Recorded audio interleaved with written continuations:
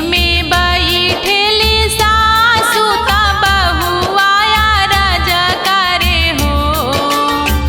अंगने में बैठेली सासु ता बहुआया राजा करे हो। ए सासु आजू मोरे छठिया बरहिया बीराना भैया आवेले हो। ए सासु आजू मोरे छठिया बरहिया बीराना भैया आवेले हो। म्यूजिक बाय चंदन सलहा।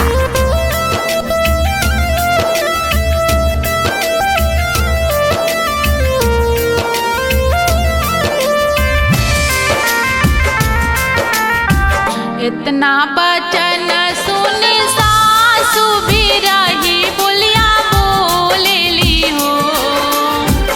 इतना बचन सुनी सासु बिरही बोलिया बोलेली हो। ए बहुवर गुरवा पर कोइया के पातवा चौरैया के सगवानु हो। ए बहुवर ओही के भोजन बनावत भैया के खियावनु हो। म्यूजिक बाय चंदन सलहा।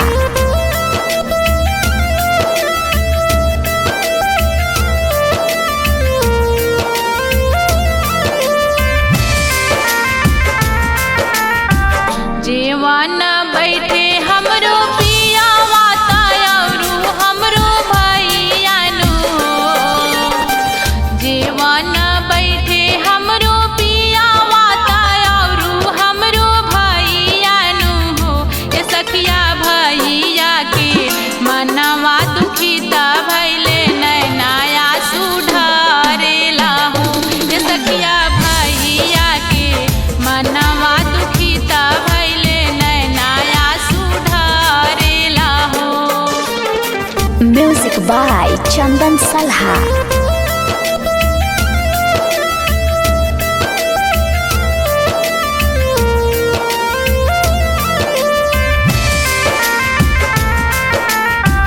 किया सुधी माई के भोजनवा की भाभी के सेजरियानु हो।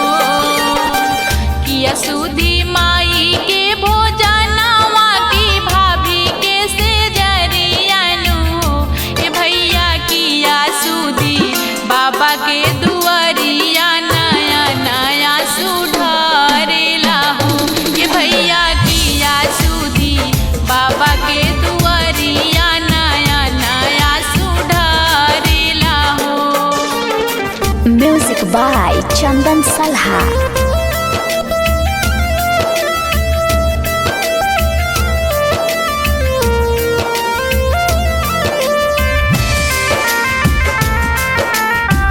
नहीं सुधी माई के भोजनवा ना भाभी के सेजरियानु हो। नहीं सुधी माई के भोजनवा ना भाभी के सेजरियानु हो।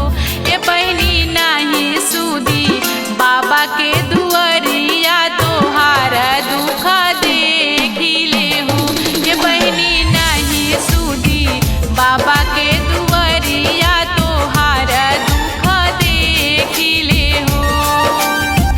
म्यूजिक बाय चंदन सलहा।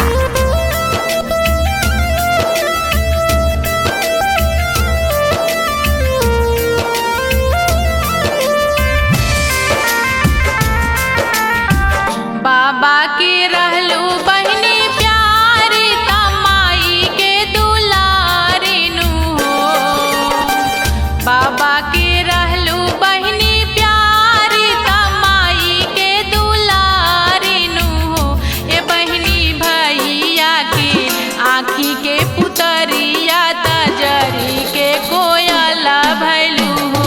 ए बहिनी भैया के आँखी के पुतरिया तजरी के कोयला भैलू हो। म्यूजिक बाय चंदन सलहा।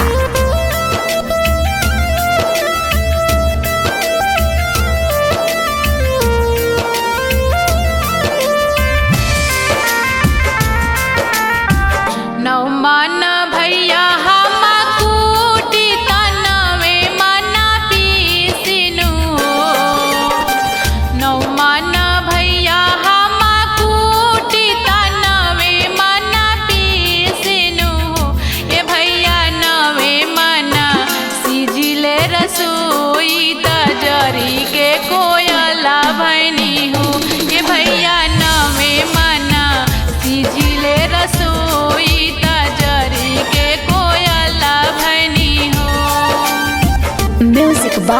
चंदन सलहा।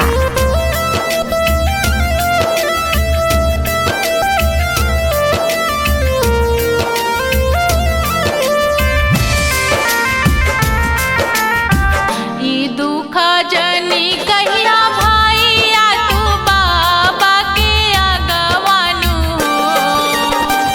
ई दुख जनी कहिया भैया तू बाबा के अगवानु हो।